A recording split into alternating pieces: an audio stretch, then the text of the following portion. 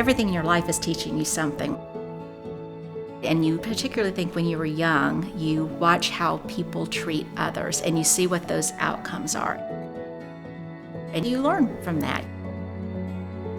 Anybody who's met Karen would describe her as having a natural warmth.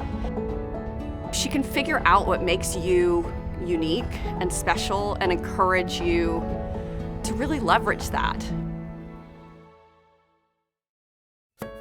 I grew up in the suburbs of Atlanta, and my father always ran his own and small businesses, so I'd always kind of been around that environment.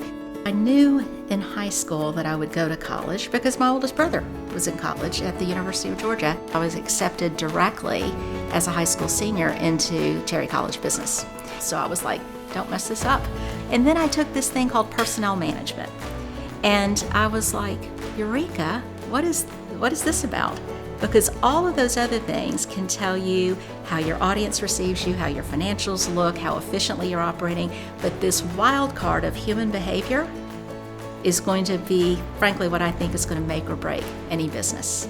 One of the school's career days, I talked to a big corporation, and they said they were moving a division of their business to Atlanta, and they wanted to talk to me about an HR opening there.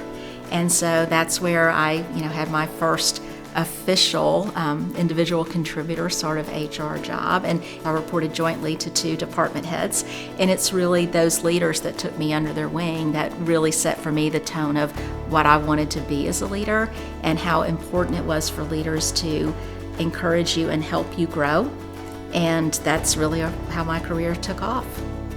Sometimes leaders say something to you that really sticks with you for your career. And she said to me, I really want you to tell me what you want.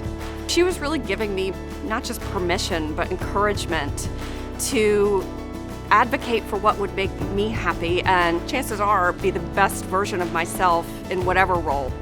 I think sometimes people see her and they, recognize her at this level, but they don't necessarily know how hard she worked herself to get to where she is. I think if people knew that, they would also be inspired to drive their own careers too, because she's definitely a walking embodiment of, let me take what I got, continue to invest in my own learning, and get to where I want to get, and she's done that on her own. In some cases, you may have to work a little harder than your peers in order to be recognized as a female.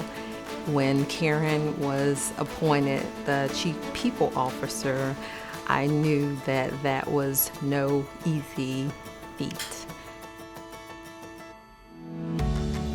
Earlier executive roles, I never appreciated what the head of HR was. It was like the police. It was the rule people that told me what I could do and what I couldn't do. Now I look at it as my chief consigliere. It's the person I trust most, and that's really what Karen is. She's the person I trust most to sit down and tell me the truth about our people, our culture, and where we're going. When I think about her experiences and when I think about, why she likes going back to talk to students at UGA, it's because of that investment in that education and what it can do to just help you be not just a well-rounded business person, but a well-rounded leader. I really wanted to offer a congratulations to Karen on this award and a congratulations to UGA for recognizing her, because she is a very special individual.